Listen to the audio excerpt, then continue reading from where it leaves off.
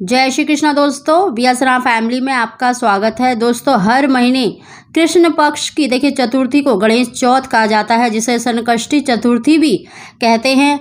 दोस्तों, संकष्टी चतुर्थी के दिन किया जाने वाला एक ऐसा उपाय बता रहे हैं जिसके करने से निश्चित ही संतान प्राप्ति में आ रही बाधाएं दूर होंगी। दोस्तों, संकष्टी का अर्थ ही ये होता है संकटों को हरने वाली। दोस्तों, गणेश जी देखिए प्रथम पूज्य हैं, रिद्धि सिद्धि के दाता हैं, शुभ लाभ के पुत्र हैं और इस दिन उपाय करने से, व्रत करने से निश्चित ही आपकी जो बाधा होती है, परेशानी होती है, विशेष रूप से अगर संतान प्राप्ति में अगर आपको रुकावट आ रही है तो आप इस उपाय को अवश्य करें। दोस्तों, उसकी जानकारी देने से पहले अगर अभी तक आपने बियासरा फैमिली चैनल को सब्सक्राइब नहीं किया तो सब्सक्राइब अवश्य ही कर लें, बगल में बेल आइकन को भी दबा दें, जिससे मेरी आने वाली सभी वीडियो का नोटिफिकेशन सबसे पहले आप तक पहुँच सके। दोस्तों, गणेश जी देखिए सभी देवों में प्रथम पूज्य हैं।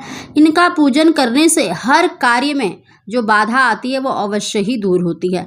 तो दोस्तों, अगर आप हर संकष्टी चतुर्थी के दिन गणेश जी का यह उपाय करते हैं तो यकीन मानिए बहुत ही शीघ्र आपको संतान की प्राप्ति होगी। दोस्तों, इस उपाय को आप अपने घर में कर सकते हैं। अगर आपके घर में देखिए गणेश जी की तस्वीर, गणेश जी की प्रतिमा तो अवश्य ही होगी।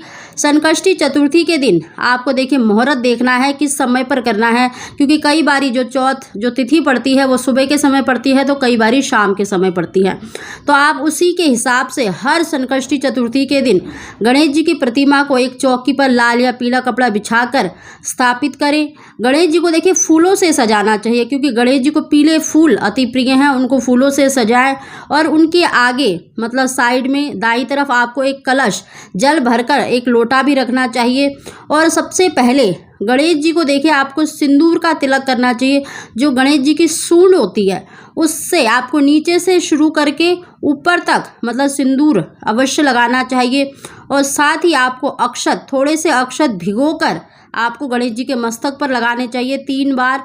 और उसके बाद देखिए आपको गणेश जी को हरी दुर्वा, जिसे हरी घास कहा जाता है, बहुत ही प्रिय है और हर कार्य में अगर बाधा आ रही है तो अवश्य ही दूर होती है।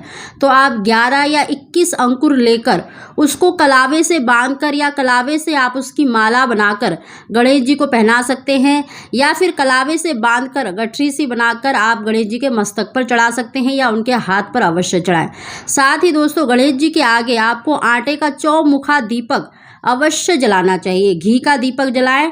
और साथ ही गणेश जी को भोग अवश्य लगाना है। आप भोग चाहे तो केले का लगा सकते हैं, लड्डू का लगा सकते हैं, मोदक का लगा सकते हैं, या फिर घर में कोई भी मीठी वस्तु बना सकते हैं। गणेश जी को खीर भी अति प्रिय है, क्योंकि माता पार्वती के हाथों की खीर उन्हें बहुत ही अत्यधिक प्रिय थी, तो आप खीर भी बना सकते हैं।